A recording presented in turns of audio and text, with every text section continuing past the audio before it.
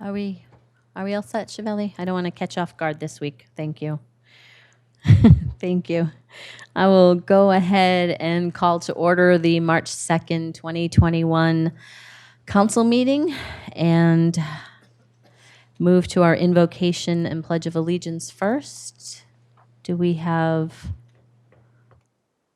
I don't see any scouts in the audience, so I think we have Councilmember Hendricks leading us in the pledge of allegiance.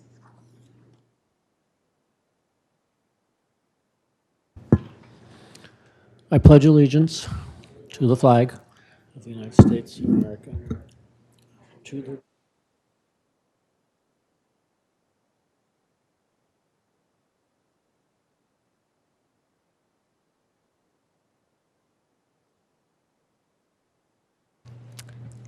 And do we have the invocation by Paul Earl from Living Word Bible Church? Yes, thank you. Oh, hi. Thanks for joining us this evening. Absolutely. Thank you, Mayor Peterson, and an honor to be here. Love to open with a word of prayer. Heavenly Father, we just thank you for this opportunity to be here. Lord, we thank you for all that you do for us every single day. You take care of us. You make the sun rise and you make it go down. You're the one who makes all things consist. So, Lord, today we ask for your wisdom here in this council chambers. I pray for your blessing upon this council. Pray for wisdom according to James 1:5. That you give us wisdom to serve the great people of the town of Gilbert and serve them well. Lord, I pray a blessing over their families, Lord, over their homes. Also pray a blessing over every citizen in Gilbert. Thank you for all that you are doing, and may God be glorified. In Jesus' name, everybody said? Sorry, there's a little church there. Thank you. And can I have a roll call, please? Mayor Bridget Peterson, Here. Vice Mayor Jan Kaprowski, Here. Councilmember Scott Anderson, here. Councilmember Lauren Hendricks, Present. Councilmember Scott September, Here. Councilmember Kathy Tilkey, Here. and Councilmember Amy Yenthis. Here. A quorum is present. Thank you, Chevelle. And moving into presentations and proclamations, we have a presentation this evening on the annual audited financial reports for the fiscal year that ended June 30th, 2020. And I think Tanya will introduce that. Is that correct? Thank you, Jim. Mayor, Oh, Hawken. Hi, Council. Hawken. Hi there. I don't get to brag about my accounting team very often, and so I am taking just a brief moment to talk and introduce Tanya and our auditor. Really just the CAFR, our Comprehensive Annual Financial Report, is one of the most important documents that any local state government has to demonstrate transparency and establish credibility with creditors and oversight agencies. Its purpose is to provide accountability, and we're just thrilled with Tanya Wright and her team and the many, many long hours they spend producing this critical document. And again, appreciate all the hard work that goes into this and all the other critical roles and tasks that the town has. And with that, I'm going to turn it over to Tanya, and she has a very brief presentation, and we have some comments from our auditor as well. Thank you, Hawken.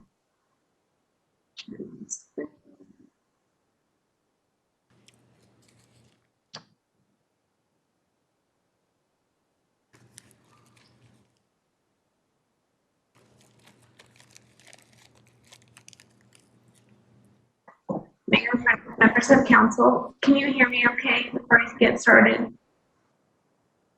It's kind of choppy, Tanya, but I think you'll be okay. Okay, yeah, I've been having issues with my speakers all day long, so I apologize. I'll try to speak up. Mayor, members of council, thank you for having me here to present our comprehensive annual financial report for fiscal year 2020 and the audit results. I would quickly go over the results of our external audit, but Corey Arvizu, our audit partner from Untitled Chapter, is here to answer any specific questions you may have.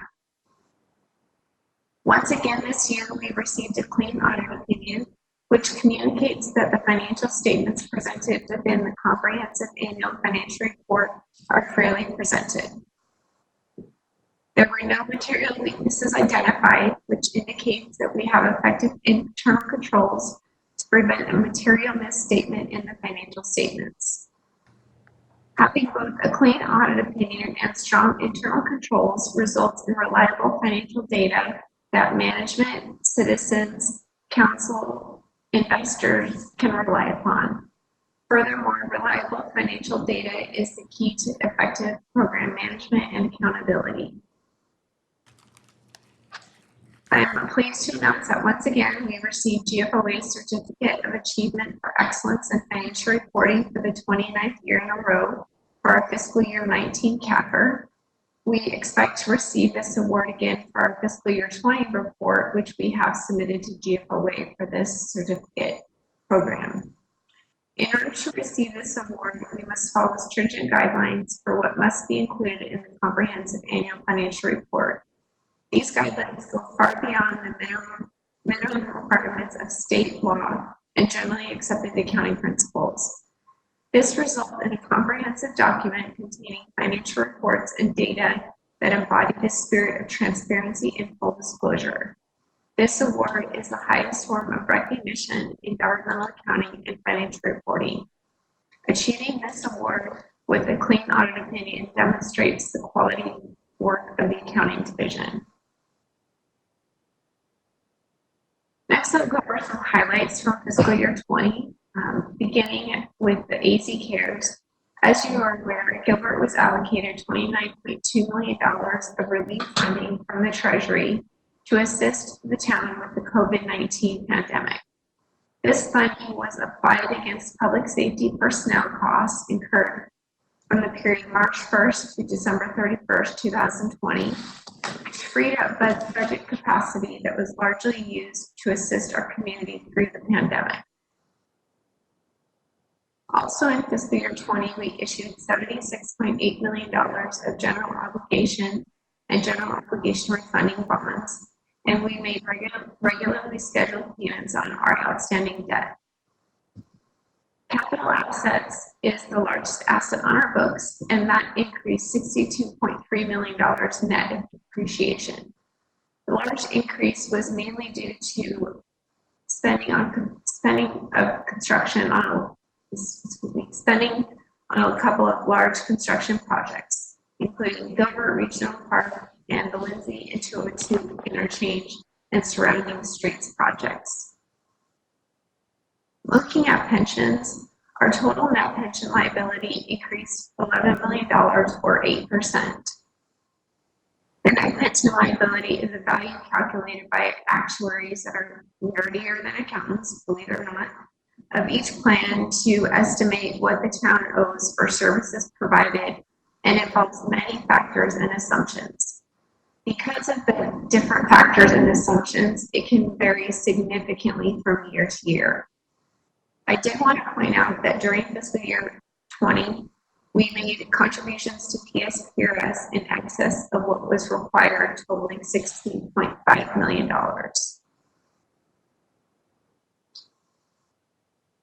Next, we're going to take just a quick look at the general fund, which is Gilbert's main operating fund. It supports key operations such as public safety, parks and recreation, and general government services. This slide displays the fiscal year 20 actual results in cents to provide an easy to understand illustration of general fund sources and uses of funds. As you can see on the revenue side, sales tax and state share revenue were the two largest sources of revenue, totaling 73 cents of every dollar received to support the general fund. Tom, Yes. I'm not sure your PowerPoint is showing up through them in the council chambers. Oh, it's not. No, it's not, Tanya. I'm sorry. I didn't think you were even showing us a PowerPoint. Oh, that's not good. I'm sorry. I thought somebody said they could see it. think it was up earlier for the test, but then it got turned off for the invocation. Okay, let me try again. Do you see it now? No.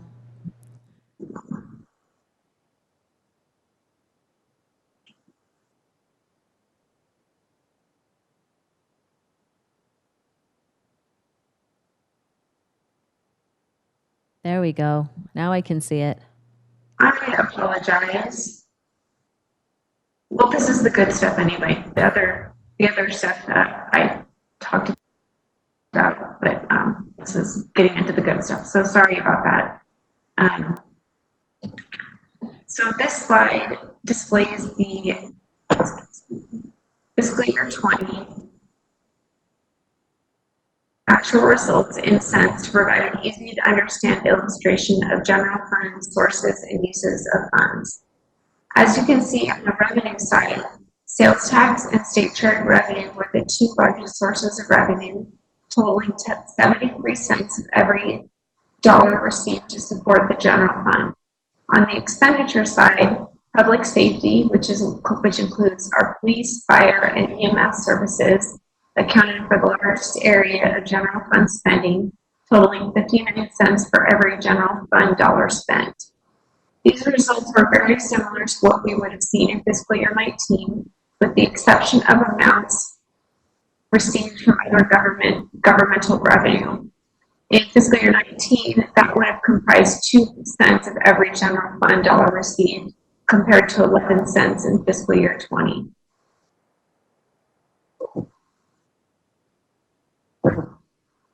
Moving on to an overview of the enterprise funds, which includes water, wastewater, and environmental services. First, we'll look at the balance sheet and comparing that from fiscal year 19 to fiscal year 20, and these amounts are presented in thousands. As you can see, there is an increase in capital assets increase in assets which was largely due to an increase in capital assets from completion of the Greenfield Wastewater Treatment Plant. Liabilities decreased $7 million, which was due to principal payments made on our outstanding debt. Both of these positive changes resulted in an increase in that position for assets minus liabilities of $27 million. And looking at the income statement, revenues decreased by $4 million, which was due to decreases in assets contributed by developers. That dollar amount can vary greatly from year to year and depends entirely upon project completions by developers. Expenses increased approximately $7 million, which was primarily due to increases in personnel costs from the addition of 7 new positions and an increase in our net pension liability. Additionally, depreciation expense increased due to various assets that were completed in fiscal year 19 and began being depreciated in fiscal year 20.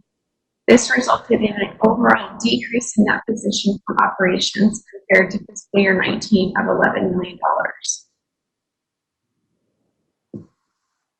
Moving on, here's a high-level overview of Gilbert's debt outstanding as of June 30th, 2020, and the various purposes it was issued for. As you can see, the 3 largest components are from street improvements, our water system, and various public facilities. Breaking down public facilities further, the 2 largest components are from the public safety training facility and refundings of various issuances that resulted in savings to taxpayers of $17.9 million. Thank you for your time this evening. I apologize again for the PowerPoint not showing. If you have any questions, I can answer them now, or you can contact me later. Thank you, Tanya. Does anyone have any questions for Tanya? No? Doesn't look like any questions right now, Tanya. Thank you. Sure. Before I hand it over to Corey, I'd especially like to thank my team for their tremendous work and dedication, particularly thanking Anthony St. George, Nick Baldelli, Sheila Carpenter, and Tyler Nitzel for their compilation of this report. Thank you. Your team does a great job.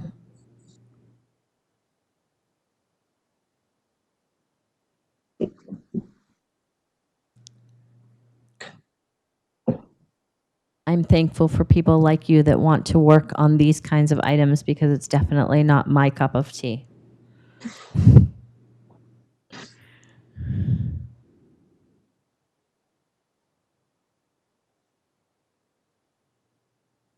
Go ahead, Corey.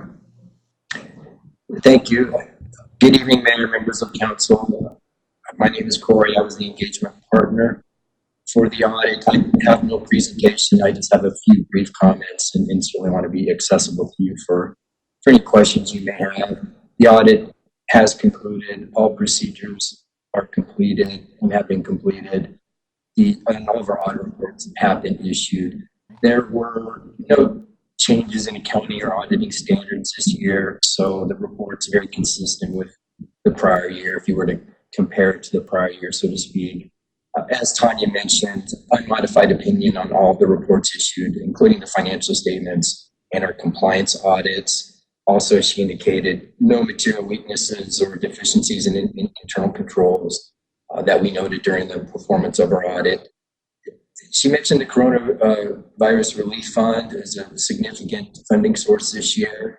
And as that is federal money, we did audit that as a major program. So that did fall within the scope of the audit this year, along with the CDBG program as well. So although that was new funding, it was certainly something that was within the scope of our audit as well.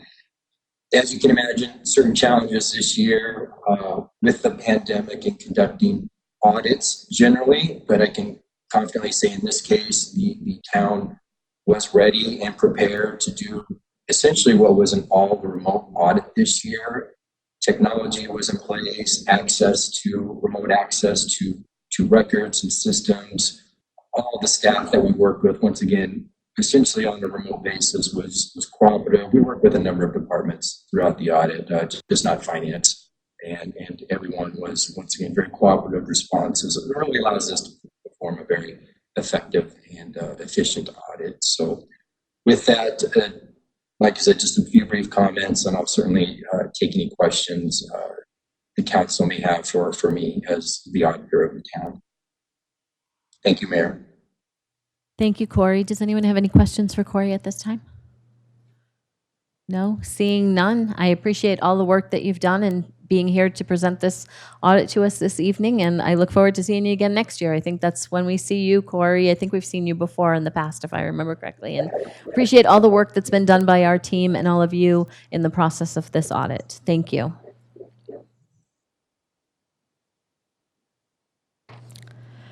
Next on our agenda, I have to get myself caught up here. We are moving on to communications from citizens. Vice Mayor, do we have anyone wanting to speak? Mayor, we do. We have 5 people wanting to speak, and we will give them an opportunity. We'll provide 2 minutes each, and as with our communications from citizens in the past, we appreciate everyone's comments, and this provides an opportunity to identify for the town matters of interest or concern. Again, based on open meeting law, we can only respond, or we can only listen to comments, and will only response can be limited to responding to criticism, asking staff to review a matter commented on, or asking that a matter be put on a future agenda. We appreciate and require decorum and civility in our conversations, or in your statements tonight. First, we'll bring up Omar and Arum Hamid. Please state your name and place of residence, and you'll have 2 minutes each.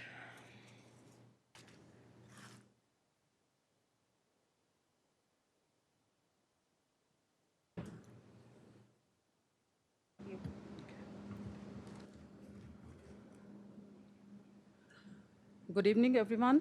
My name is Arum Hamid, and I'm Gilbert resident for past 20 years. I'm grateful to be here and appreciative of having the opportunity to speak tonight about the SWIR Project 1060. This issue was handled in a biased way, and with all due respect, I will explain why. First, the presentation, which was presented last week, was already seen by 24 homeowners being affected by this project, which was a total waste of time for 50 minutes. Secondly, the most shocking was when the question was asked from one of the homeowners, did the council members watch this presentation prior to the Thursday meeting? The answer was no. Mayor commented that the council members are not engineers, so they have to rely on experts' advice to make their decisions.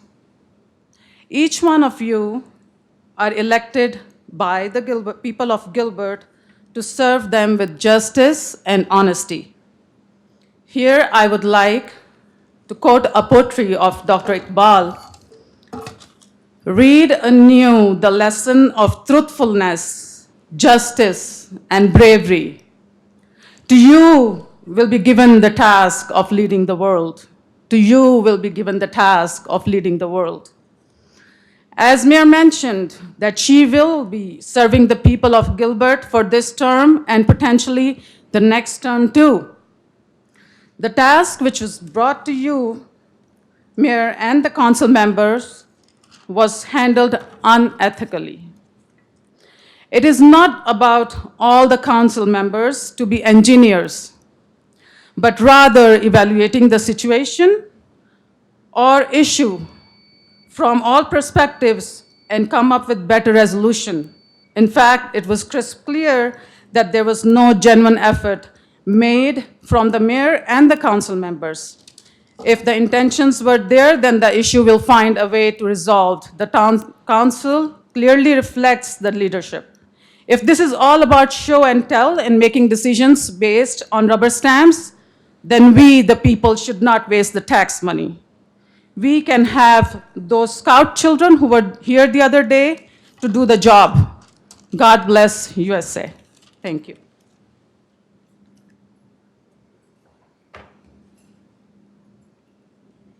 Next, we'll have Omar Hamid.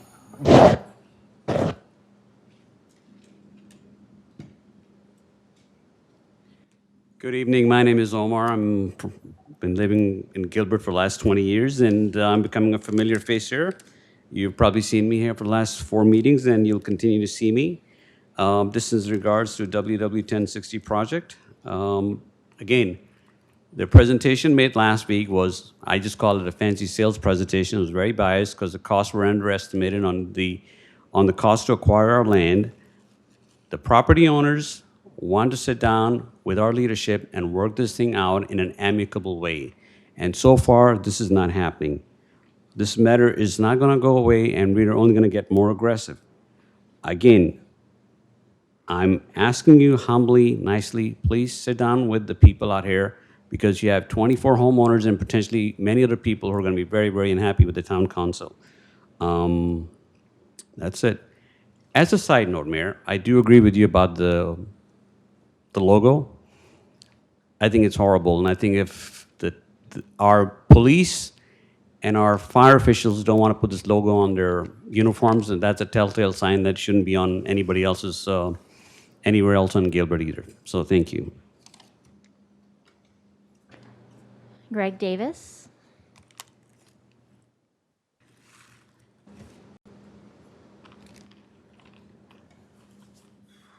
Good evening, Mayor and Council. Last Thursday, we were hoping for a roundtable discussion, and we got a presentation, which we'd already seen. We were hoping to show that the city option is going to cost over $2 million more than the manhole in place option. That doesn't include litigation. That's just extra cost. One of the ideas that we threw out we're going to is tear down the fence for 2 lots, come in, do your work, and go away.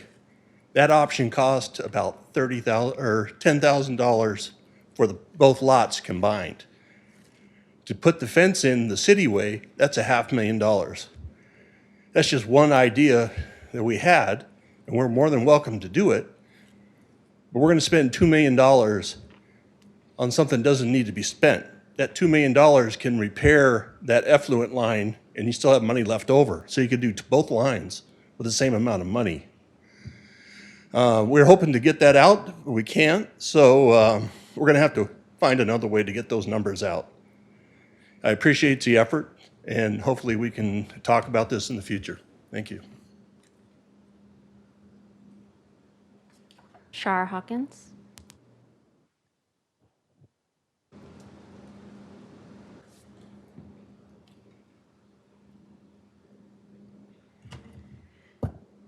My name is Shar Hawkins, and I live on Commerce Avenue. Last week, when I asked Jason Montgomery and the project committee why the commercial storage business on Gilbert Road was exempt, they gave a lame excuse about the project only extending to the park. The WW 1060 Sewer Rehabilitation Project on the Town of Gilbert's website clearly states that the project goes from Lindsay to Neely. I'm not buying their lame excuse. Are you? And Mayor, if I may, I wish I would see you as passionate about what you see Gilbert doing with the 1060 sewer project and the amount of money that it's going to cost Gilbert and the taxpayers, as I saw you 30 minutes ago over the new Gilbert logo. Thank you. Nolan Baldwin.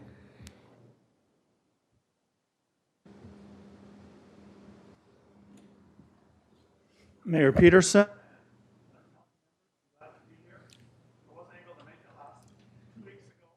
Please turn on your mic. Oh, I probably did. I probably touched it. I'm glad to be here again. 2 weeks ago, I had surgery for prostate removal, and I was in Mercy, Gilbert, so I wasn't able to be here that night. I was in the middle of it. Anyway, easement, the right to cross or otherwise use someone else's land for a specified purpose. That easement is there, that easement is legal, that easement is okay. Every single homeowner is happy for that easement to be used the way it was intended. There are 4 manholes, and I think this was discussed, in the Lewis Farm property. We're talking about liability and access is the things that I hear. What kind of liability for a farm animal as compared to Freestone Park, where people are walking over the top of where the sewer is, where things like that can happen? There is gates on both ends of that property. Leave Mr. Lewis alone and go fix the line underneath his property. There is no liability or access issues. There is one in Burke Street and one on the west side of Burke in the back of a property that has never been enclosed. There are only 3 manholes that need to be addressed that are in the Casey Ranch 2 neighborhood. And there are some issues there. One has a tree that's right next to the manhole. One has a shed that we can get moved and we can work with the town. And the other one has maybe 1 or 2 corral posts for someone's little ponies. We can work together and save fencing costs, acquisition costs, legal costs. There are so many costs that these people put on there to try to sell their way of doing this so that you will vote for it. I just listened to the Pledge of Allegiance this evening, liberty and justice for all. I'm going to take another minute because I missed the last one, if I can. I have heard from a couple of town council members, ones I reached to right out at first, and they said the town council has tried to not use eminent domain as a way to do business in this town. I appreciate that. This is an opportunity for you, Mayor Peterson, to show leadership that the town council is in charge in this town and to address this issue, take a minute and discuss what can be done differently so that eminent domain is not used when it's not needed to be used, because that's the way it is written, when it's needed. If this can be fixed without it, then it is not needed. What a better way to show this leadership than by asking for this to be a discussion that can be opened up again, rather than just moving forward, given the same presentation that we've seen, and acting like it's just going to happen. Thank you for your time.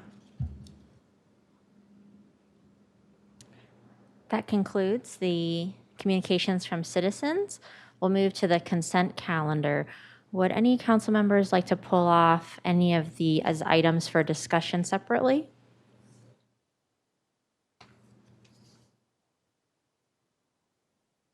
All right, hearing none. We will also pull forward item number 12 from the administrative items. May I have a motion to approve the consent calendar, items 2, 3, 3A, 3B, 3C, 3D, 4 through 9, and item 12, which is a motion to appoint Christopher Smith, Eric Zeit, and Emilio Gonzalez to the Industrial Development Authority with terms beginning March 13th, 2021 and ending March 12th, 2027. So moved. Second. Please vote.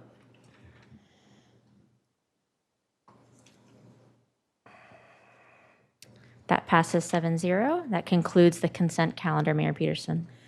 Thank you, Vice Mayor. We will now move into the public hearing portion of our agenda this evening. We only have one item. Item 11 has been pulled from our agenda this evening, so the only item we have is item number 10. I'll go ahead and open the public hearing and ask if any council members have any questions. We do have Amanda Elliott available for questions if you have any.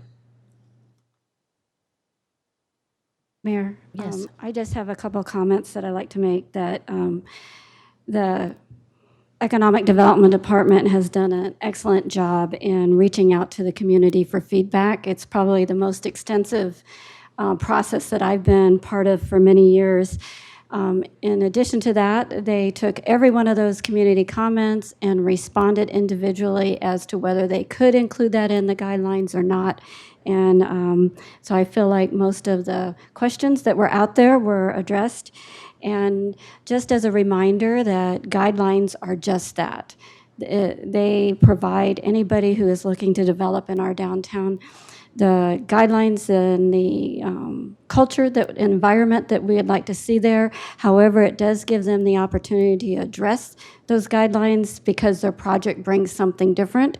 And that's why it's so important, because it actually adds a layer of flexibility for better development downtown. And with that, I'd be happy to make a motion, but I don't know if you've closed the public hearing yet. So I can go ahead and close. I have one comment, Mayor. Oh, sorry. Just to add to what Councilmember Tilke said, as an old planner, I'd like to recognize the planning department and Amy also for your work. Oh, yes. Thank you. Thank you. Thank you. Sorry. I will now go ahead and close the public Mayor, hearing. I'd like to actually say the something other Scott. too. I looked this way and it was this. Two Scotts, no waiting. So I just wanted to comment and thank staff, our development services team. I thought they did an amazing job. And today I spent time looking over the over 350 comments with staff responses that were in this packet. And I think that does a really good job of demonstrating the level of community engagement and the transparency that we try to achieve here in Gilbert. And I think the purpose of these design guidelines is they are guidelines, but it's to help bring these design guidelines into alignment with our 2018 redevelopment plan that was adopted back then. So I really appreciate all the hard work that was done on this. Thank you. Any other comments? Thank you. Councilmember Tilke, that was a great point about the guidelines. It was one thing that we specifically talked about with Amanda yesterday, was the fact that it's a guideline, and if you have something different that you'd like to bring forward and ask the Redevelopment Commission to be able to use, that opportunity is open. So with that, I'll close the public hearing and bring it back for a motion. I'll make a motion to approve item number 10. Second. I have a motion by Councilmember Tilke, seconded by Councilmember September. Please vote. Motion passes 7-0. That concludes the public hearing portion of our agenda. Moving into administrative items, we have already handled item number 12, item number 13, boards, commissions, and committees. Any reports from council liaisons? Seeing none, we will move to Future meetings, we don't have anything listed other than our next council meeting. Communications, report from town manager on current events. Thank you, Mayor, members of the council.